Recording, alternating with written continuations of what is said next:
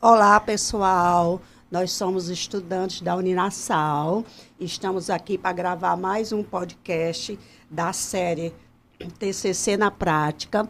Nós somos alunos da professora Ilana Moreira, que ministra a disciplina TCC, Teoria Cognitivo-Comportamental. Nosso tema de hoje, nós iremos bater um papo sobre hipertensão arterial sobre o olhar da TCC. Então, o nosso público específico será direcionado aos psicólogos, mas também à comunidade em geral.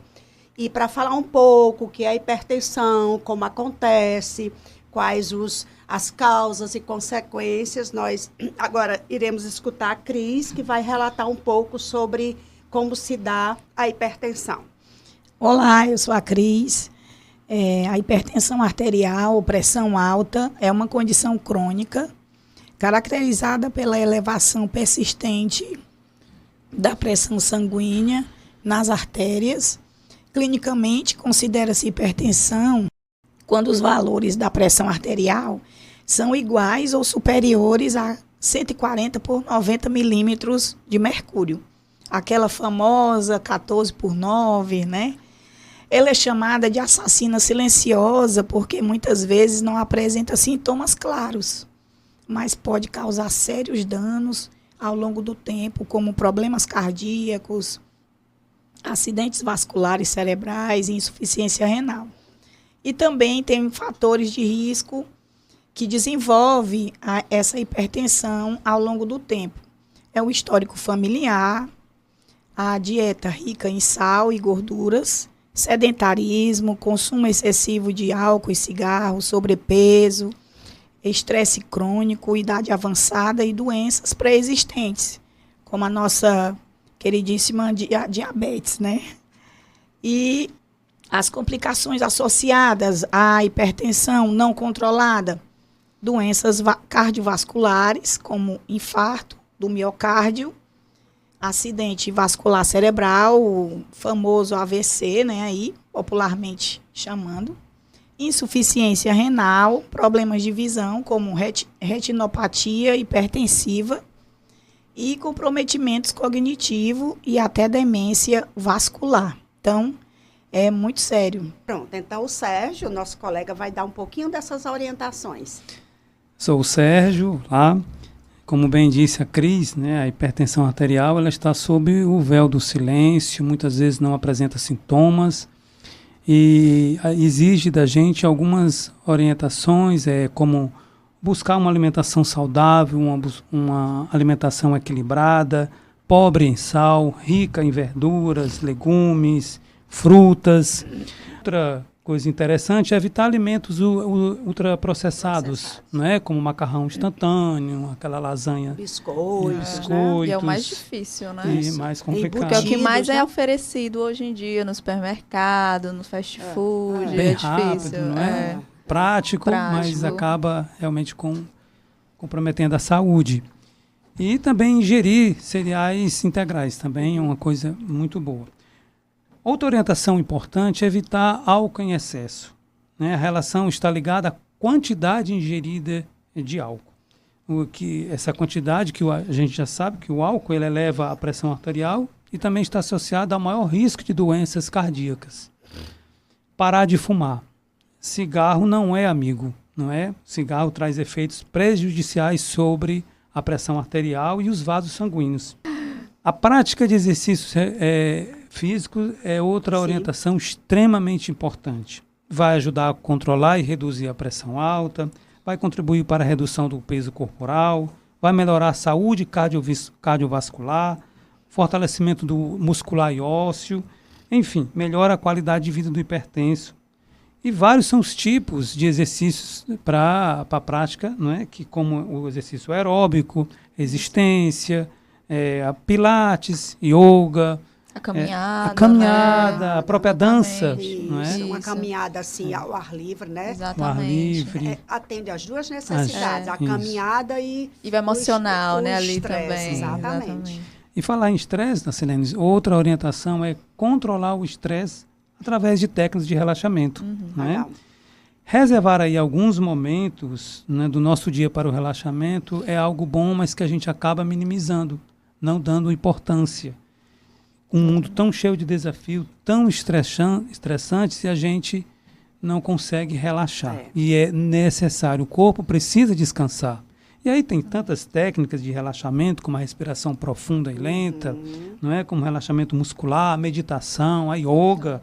E às vezes se dá o direito também de descansar, né? Às vezes a gente está ali numa correria tão grande que não tem esse ócio, né? Sempre fazendo alguma coisa ali acelerado e piorando esse quadro de estresse. Então é importante a gente passar um tempo também ali no ócio, sem fazer nada, ter esse descanso, né? Que é tão merecido hoje em dia. Perfeito, Adriana.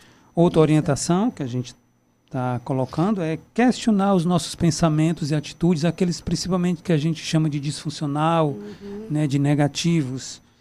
Então, a forma como a gente pensa influencia diretamente em nossas reações físicas e nossas reações emocionais. Sim. Então, a orientação é preste bem atenção, não é?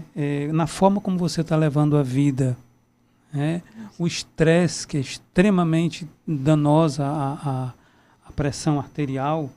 Então, como a gente está interpretando determinados eventos estressores, né, dá muita atenção a ponto de massacrar a alma, não leva de uma maneira mais serena, mais mansa, não é? Então, é interessante estar questionando essas nossas atitudes, nossos pensamentos, e a gente fala de eventos simples, como no trânsito, né, no ambiente de trabalho, mas que acaba trazendo adoecimento. Isso. Quando diagnosticado, o hipertenso deve trabalhar duas coisas importantes.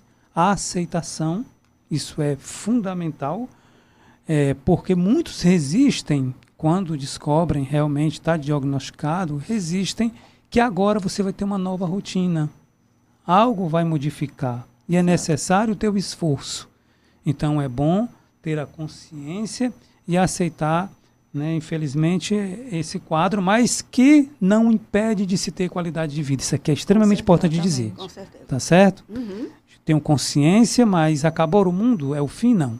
Com certeza, com alguns cuidados, pode ter sim qualidade de vida. Exatamente. Então, só para a gente ir finalizando, né? A gente agora vai dar uma ênfase mais na questão realmente da TCC. Né? Então, a Adriana vai falar um pouco sobre o olhar, né, do profissional que trabalha dentro da abordagem TCC. Exatamente. Oi, gente. E aí, como o Sérgio falou, né, muitas vezes, entender esse diagnóstico, né, não como algo que vai barrar ali a sua vida ou a sua forma, né, de viver a vida, mas de entender que aquilo é um cuidado que você vai ter, né? Algumas pessoas, elas, quando tem esse diagnóstico, trata isso como se fosse o fim, né? Mas é justamente para ter esse outro olhar de que, eu tenho essa condição, então o que é que eu posso fazer? Posso mudar minha alimentação, posso fazer uma prática, um exercício físico, né? Posso ter momentos para evitar estresse. Então, a TCC, ela traz muito isso, a questão do pensamento, né, da emoção, para mudar esse comportamento desse paciente. Para que ele entenda que não é porque você vai tomar um remédio, né, que você vai ficar dependente desse pensamento negativo. É justamente uma das técnicas da TCC, que é de reestruturação cognitiva. Fazer com que esse paciente entenda que ele precisa levar aquilo como mais uma coisa da vida dele, e não como o maior fator negativo, algo incapacitante. Né? Não como um fardo. Exatamente. Né? E trazer também técnicas de relaxamento, de mindfulness, né? E também questões que ele possa estabelecer metas, ele possa estabelecer um reforço positivo, né, para isso. Preciso mudar minha alimentação. Onde é que eu quero chegar com essa mudança, né? Seja na parte de saúde, como na parte de estética. Né? Então, é importante que ele tenha essa visão também. A TCC, ela traz justamente isso. Mudar esse pensamento para que o paciente entenda que aquilo não é algo impeditivo dele viver, né? Mudar essa emoção também para que ele não estagne naquele sentimento negativo e que ele tenha comportamentos que levem ele a uma vida mais saudável, nesse sentido. Perfeito. Tá certo? Acho que foi um pouquinho, né, do que a gente trouxe para vocês. Espero que vocês tenham entendido.